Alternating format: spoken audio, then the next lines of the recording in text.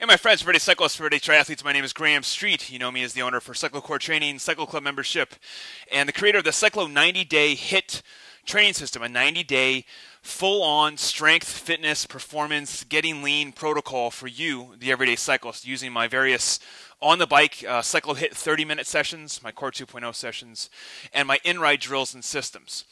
One of the things that I've been going over here as of late on my YouTube channel, Facebook, and other places is the need to understand your functional threshold power, or your body's ability to throw out a sustainable amount of energy for a period of between 20 and 60 minutes. That critical number that really kind of, I don't want to say defines us as a cyclist, but helps us determine how far can I go at a certain speed?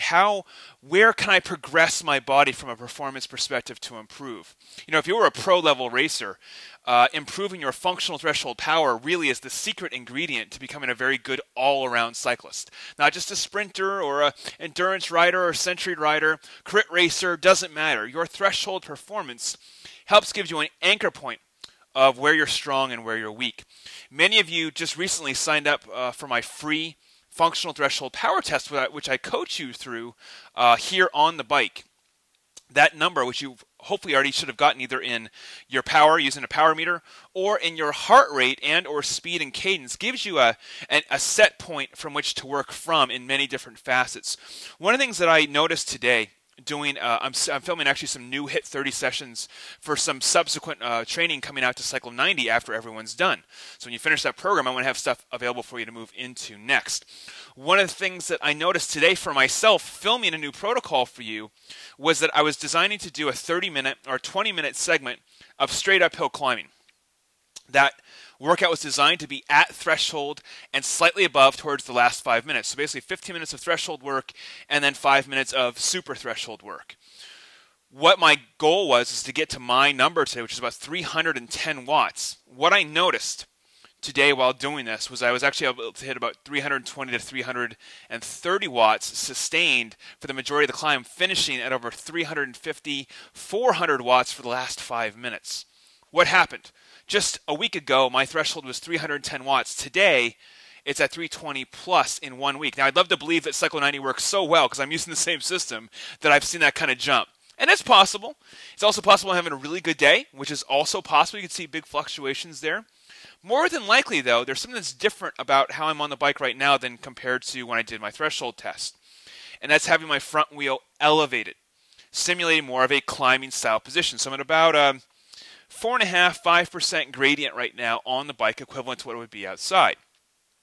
Why would we see a subsequent increase in power output for our sustainable threshold? Well, a couple of reasons. We've talked about this before in other videos or other tips or other workouts, is that when you're in a climbing style position, your body is kind of optimized at an upward angle, and that upward angle gives me some nice leverage to a very key position of the pedal stroke from about the 5 o'clock to about the 9 or 10 o'clock of the pedal stroke, where I can begin to activate a little bit more of the gluteal muscles, the hamstring muscles, and the calf muscles. If I've got a strong enough core and I can engage the handlebars, which is really what I went over today in the workout, engaging the handlebars with a push or pull mechanism. So again, more of a mountain biker style, more of a road bike style.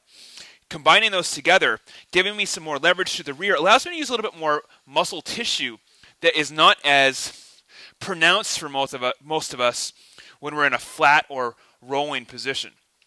And because I can use more muscle tissue, my body has more capacity, especially if you've developed a good amount of muscular endurance. So my muscular endurance right now following Cyclo 90 is very high. Many of you that are getting breakthrough numbers in like week 2, week 4, week 6, the reason why is the amount of time we put in with muscular endurance.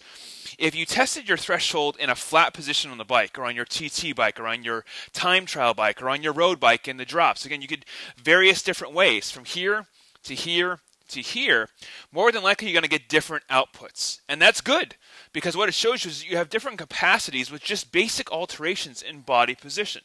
So some of you are going to be very strong in a very low tucked position here. Some of you are going to be very weak here. But if I put you here, presto, you're much stronger. A little bit more leverage pushing through the bars, a little bit more leverage coming to your core, a little bit more sweep through on the backside. A lot of you might get up to here in a more upright position, especially with an upward angle, and have a lot more power potential for your threshold performance. So the point of today's tips is simple. keep in mind that threshold performance is subsequent to each day that you do it. You might have a really good day, really bad day, how you slept, how you ate. Those are all determinants on testing, so not one test really determines you as a cyclist. Number two is that you're going to see some changes as your body changes, as you get stronger through the weaker areas, whether it be the back, the core, the hip flexors, the hamstrings, the calf muscles. All these different things coming together is really what allows you to keep continual torque and rotation coming over the pedal stroke, which of course helps you improve efficiency. When you become more efficient, you can increase your power output at the same heart rate, which is ideally what we're looking for. We want to be able to get more out of our bodies with less effort, right? That's the whole point of cycling performance in general.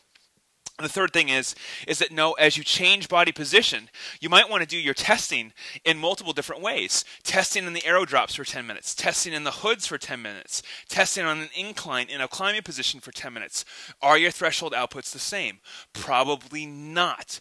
Very rarely you're probably going to find someone that's exactly the same across the boards in all three positions. By finding out the strength of your positions, it helps you to approximate, if I'm on a group ride, I might be better off spending most of my time here as opposed to trying to get lower, because again, it's an exchange for aerodynamics or power.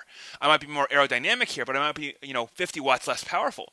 If I'm 50 watts more powerful here and I can compromise and still get pretty low but not ultra low, you might find yourself actually going faster. Of course, when we're going uphill, little bit less a need for being aerodynamic. Really want to get a very powerful position here, working with the bars and working with the bicycle. I hope these tips are helpful. If you have any questions for me, let me know. If you don't have Cyclo 90 yet, the original program, again, you can use it for off-season or in-season. Very simple. My most successful system to date, 90 days going to get you through. Expect 5 to 10 pounds of body weight coming off your body. Expect your power going up significantly pretty much every week, just like mine is, just like my customers are.